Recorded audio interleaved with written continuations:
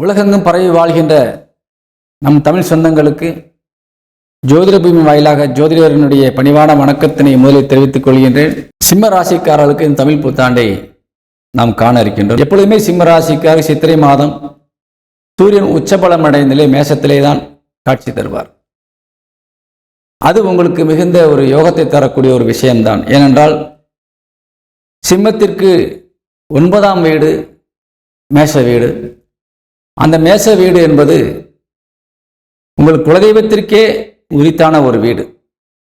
குலதெய்வம் எந்த திசையில் இருக்கின்றது, எந்த நிலையில் இருக்கின்றது, குலதெய்வத்திற்கு அதிபதி யார் என்பதையெல்லாம் இந்த சிம்ம ராசிக்காரர்களுக்கு சொல்லக்கூடிய இடம் 9ஆம் இடம்.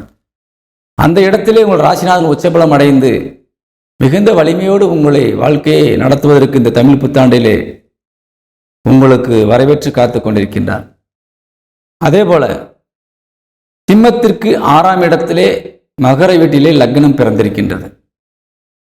லக்னம் உங்களுக்கு 6ஆம் இடம் என்று சொல்லக்கூடிய எதிரிஸ்தானத்திலே வந்து அமைந்ததால் நீங்கள் எதிரிகளிடத்திலே கொஞ்சம் கவனம் செலுத்திக் கொள்வது நல்லது.